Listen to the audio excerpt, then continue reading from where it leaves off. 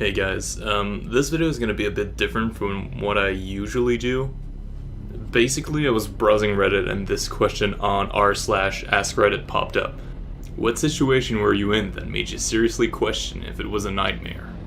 Since it's on topic with the channel, I thought, why not? So, here's 10 situations that made question the authors if they were having a nightmare. I was in college in the mid-2000s, and I was on LSD and listening to music and watching the night sky change color on the balcony of my apartment. I heard a few loud bangs directly below me, and I thought someone was lighting off some fireworks. I looked down, and there was a man who was shot 5 times laying on the ground. I was too freaked out to go down to him, but other people quickly did. I was at the point where I was struggling to identify if this was actually going on or not, since I took a large dose of LSD. It did actually happen, and it was a tow truck driver who made an enemy, I guess. In that state of mind, it was a very hard thing to watch someone bleed to death. Passing by my grandparents' house on the road and seeing an ambulance parked in the driveway. I pulled over and called my dad to ask what happened. He said my grandpa had a heart attack. It was a horrible feeling, especially because it was caused by stress from my 2 loser uncles. This is a long story, and maybe not exactly what you mean, but I was driving home late at night on the freeway when out of the corner of my eye, I thought I saw something in the back seat of my car via the rear view mirror. As I look up to see what's moving in the back seat, I see 2 very human eyes staring back at me. I panic hard and turn around to see who the hell is in my back seat, to find nobody's there. Note that I'm going 65 to 75 miles an hour at night on a poorly lit section of a freeway in rural Utah. I looked over my shoulder for longer than I should have and realized I need to turn around. As I do, coming forward to a bend in the road, I see an old man with flowing white hair and white robes standing in the middle of the road not too far in front of me, looking up with his arms stretched up to the sky, clearly not looking at me. I slammed on the brakes and swerved my car hard to the right, nearly losing control of my car multiple times, going off the road and coming to a stop off the side of the road in dirt, with neither me or my car much worse for the wear. I quickly checked to see if I killed some crazy old man late at night in the middle of nowhere, to find nobody's around. Not even a car passed me, since I wasn't really near any city worth noting at the time. Thoroughly freaked out and shaken, I sit in my car for a few minutes, then I drive home. I wasn't sure if what was happening was real, or if I was crazy, or maybe I was having some kind of waking nightmare, or whatever. Turns out I had been experiencing schizophrenic-like hallucinations caused by a medicine I was on, paranoia and all. I had been hearing things I couldn't make out for a while, and kept seeing things out of the corner of my eye, and having severe paranoia. Checking my trunk for people, not driving until I had checked my back seat and under my car, etc. Tons of crazy things. I thought I was going crazy and even worried I had schizophrenia. This particular instance was what got me to talk to my doctor, who realized immediately it was a rare side effect of medicine I was on at the time. My doctor took me off the medication immediately, and it wasn't not too long before I was back to normal, not hearing or seeing things. I had totally rid of myself of the insane paranoia which had been plaguing me for months. My friends and family had noticed I was acting oddly for a bit, but not so far off they had been worried. When I told my mom later, she nearly cried. It was a really tough time in my life, and on top of all the nasty hallucinations and worries, the added stress of thinking I was literally losing my mind made me consider some really nasty thoughts at the time. So, yeah, I couldn't tell if I was having some kind of nightmare or if what I was seeing was real. I shot a home intruder. I was home alone on a cold winter night. My fiancé had an old beagle that was always super chill and slept all the time. He gets up and starts pacing around the house. I knew he didn't need to use the bathroom since he just went out, so after offering a snack and he still paced, I wondered what was off. Then, some maniac starts banging at the door. I grabbed a shotgun out of the bedroom and turned on the deck lights. I saw him through the window pane in the top of the back door. He was just staring at me. Not in a way that was really scary. It almost looked like he recognized me. He continued to jiggle the handle and shoulder the door. The second time he looked in the door, I raised the shotgun while chambering around and said loudly and sternly, I will kill you. His progression from ramming the door to kicking it in told me he didn't believe me or didn't care. His second kick really rocked the door in frame. I knew on the third kick our barrier would be removed. I was correct. As he entered my home, I let a round off. I was aiming for his head, since I wanted to end things ASAP. At the distance we were at, it was basically like shooting him with a tangerine, as the shot didn't have time to spread out. Now the thing with shotguns is, they need time for the spread to separate. Well, I hit him in the head, but not where I was aiming, his brain. It was more in the face. It still dropped him immediately, thank God. However, the sound he made will haunt me until the day I die. A mix of groaning, gurgling blood, and gasping for air all at the same time.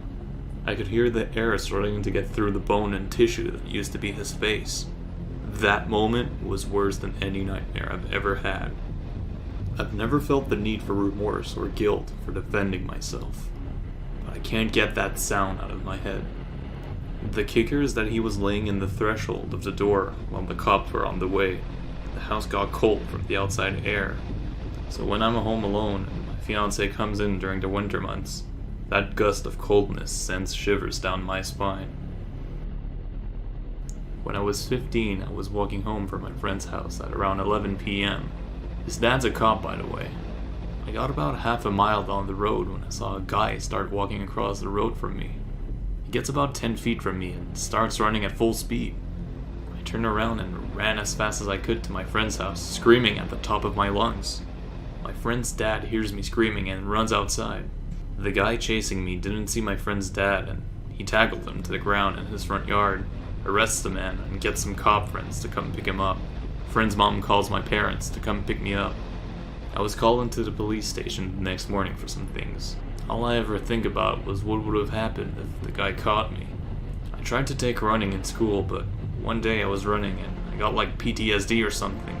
Just teleported back to that road at that time with a guy behind me. But this time he got me.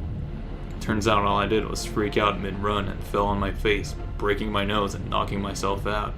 I still get flashbacks to this day. The first and only night terror I had was at my cousin's house, where I woke up to see the face of a man like inches away from my face. He didn't have any distinct features. It almost looked like the shadows from Once Upon a Time. I managed to fully wake up and grab my phone after a minute of panic and realized there was no one there. I slept with the blinds open the rest of the night to let the street lights in. The creepiest part is this, though. My cousin's daughter had been going through a breakup and some emotional turmoil. She was on the phone with me, telling me what she had been going through, and she mentioned she'd been having nightmares. When I asked her what they were, she described the exact same night terror I had when I was staying there. It freaked me out, but I never said anything to her about it. I didn't want to freak her out even more. During my freshman year of college, I joined a fencing club. A majority of the older members hung out after practice for dinner, and I was invited along as well as a few other new people. I happened to get in line at McDonald's first, ordered my food, then went to the table where the older people had put their stuff down to reserve it for our group. One of the other new members, also a freshman, wasn't far behind. He sat down across from me and, without any sort of let-up, asked me if I wanted to go on a date. I'm a very socially anxious person, and it takes me a while to get used to people. In fact, just agreeing to go to dinner with the older students was already pushing my boundaries, so I politely told him I wasn't interested because I didn't know him very well. He didn't say anything, but I could tell the response stung. He stared at the table and didn't say much while everyone else was having a pretty good time just hanging out. When we all went our separate ways, I walked back to the freshman dorm alone. I had just gotten in the door of my room and closed it when there was a knock on the door. I hadn't made friends with any of the people in my hall, and I wasn't expecting anyone either. It was around 10 p.m. I thankfully looked through the eye on the door and saw the same guy who asked me out standing out in the hall. He must have followed me back to my room, but I didn't recall hearing or seeing anyone walking behind me. Me. Can I help you? Him. Do you want to go on a date with me? Me. I already told you no. Him. But you can't say no before giving me a chance. Me. I don't know you very well. Him. How are you supposed to get to know me if you won't give me a chance? Me. Please leave me alone. Him. I'm not leaving until you become my girlfriend. He, in fact, stood outside of my door for half an hour and showed no signs of leaving. He also kept talking to me, even though I no longer replied to him. I ended up calling one of the older club members, a guy who was basically the dad of the group, who always made sure everyone was having a good time. He was club secretary, and everyone had his number in case we needed to let him know if we were running late to practice or was too sick to show. I explained what happened and that, although it wasn't his problem, I would greatly appreciate it if he could swing by and make the guy at my door go away. And I was surprised he did show up. I heard him out in the hall. He somehow convinced the guy to follow him outside the dorm so they could talk in private. I have no idea what the club secretary said to the creep, but I never saw him outside my door, around uni, or at club practice ever again. In the moment, I really thought I was in a nightmare.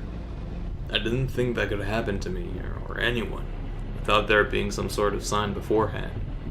But I feel really lucky with the outcome I got. It could have been way worse.